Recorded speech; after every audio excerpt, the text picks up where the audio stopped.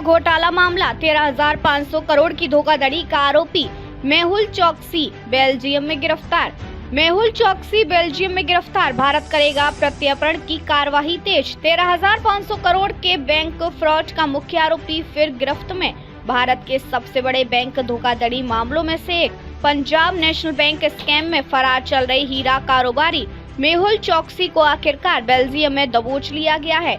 क्या हुआ है ताज़ा घटनाक्रम? भारत से फरार चल रहे हीरो व्यापारी मेहुल चोकसी को बेल्जियम पुलिस ने भारत की ओर से किए गए एक्स्ट्राडिशन रिक्वेस्ट यानी प्रत्यर्पण अनुरोध के आधार पर शनिवार को गिरफ्तार कर लिया है। ये गिरफ्तारी इंटरपोल रेड नोटिस के हटाने के बावजूद की गई है, जो दर्शाता है कि भारत की केंद्रीय एजेंसियों की रणनीति और दबाव काम कर रहा है। चोकसी की गिरफ्तारी 2 गैर जमानती वारंट के आधार पर हुई।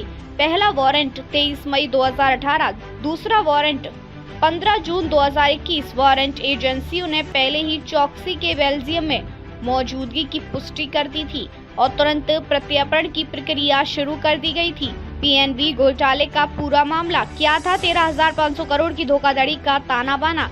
इस घोटाले ने न केवल भारत की बैंकिंग व्यवस्था की नींव हिला दी, बल्कि अंतर्राष्ट्रीय स्तर पर भी भारतीय वित्तीय प्रणाली की विश्वसनीयता पर सवाल खड़े किए गए थे। 2018 में सामने आया ये मामला, जब पंजाब नेशनल बैंक ने खुलासा किया कि उसकी मुंबई की ब्रैडी हाउस ब्रांच से 13,500 करोड़ से अधिक की फर्जी लेन देन की गई है।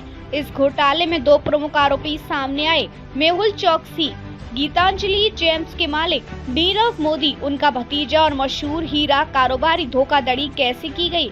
इन दोनों ने बैंक के कुछ भ्रष्ट अधिकारियों की मिलीभगत से फर्जी लेटर्स ऑफ अंडरटेकिंग और फॉर्जन लेटर्स ऑफ क्रेडिट जारी किए। ये लेटर ऑफ अंडरटेकिंग और फॉर्जन लेटर ऑफ क्रेडिट अंतर्राष्ट्रीय बैंकों के पास भेजकर बिना सिक्योरिटी के अरबों रुपए की फंडिंग ली गई, जो बाद में कभी वापस नहीं की गई। इस प्रक्रिया में किसी भी इंटरनल बैंकिंग प्रोटोकॉल का पालन नहीं किया गया। मेहुल चोकसी की अंतर्राष्ट्रीय भागदौड़, भारत से एंटीगुआ फिर बेल्जियम। घोटाला सामने आने के ठीक पहले मेहुल चोकसी भारत से भागकर एंटीगुआ एंड बरबुडा चला गया था, जहां उसने वहां की नागरिकता भी प्राप्त कर ली। 2021 में वह रहस्यमयी रूप से लापता हो गया, लेकिन जल्दी डोमिनिका में पाया गया और फिर एंटीगुआ वापस भेज दिया गया। 2023 में वह चुपचाप बेल्जियम पहुंचा और वहां एफ रेजिडेंसी कार्ड प्राप्त कर ली। यह दावा करते हुए वह इलाज के लिए वहां रह रहा है। एफ रेजिडेंसी कार्ड में धोखाधड़ी। बेल्जियम की मीडिया रिपोर्ट और एसोसिएटेड टाइम्स के अनुसार चोकसी ने फर्जी दस्तावेज, गलत पहचान और झूठी जानकारी देकर वहां की नागरिकता प्रणाली को गुमराह किया। उसने अपनी भारतीय और एंटीगुआ की नागरिकता को छिपाया और कैंसर ट्रीटमेंट के नाम पर स्विट्जरलैंड जाने की तैयारी में था। भारत की जांच एजेंसियों की कार्रवाई, ईडी और सीबीआई की सामंजस्यपूर्ण रणनीति। सीबीआई और ईडी की प्रमुख पहले।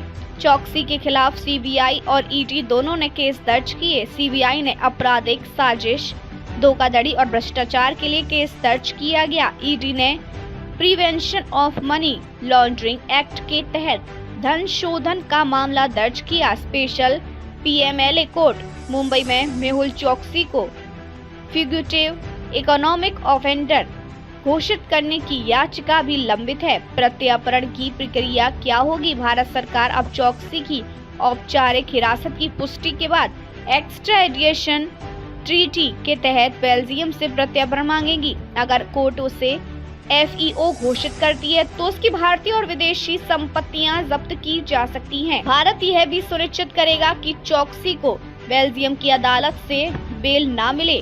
नीरव मोदी का मामला अब कहां है? नीरव मोदी फिलहाल लंदन की जेल में बंद है और भारत प्रत्यर्पण से बचने के लिए यूके कोर्ट में कानूनी लड़ाई लड़ रहा है। उसे 2019 में फ्यूगिटिव इकोनॉमिक ऑफेंडर घोषित किया जा चुका है। भारत की कूटनीतिक और कानूनी जीत की दिशा में एक बड़ा कदम। मेहुल चोकसी की गिरफ्तारी भारत की आर्थिक न्याय व्यवस्था और वैश्विक दबाव के समन्वय का एक सशक्त उदाहरण है। यह घटना साबित करती है कि फरार आर्थिक अपराधी अब कहीं भी छिप नहीं सकते।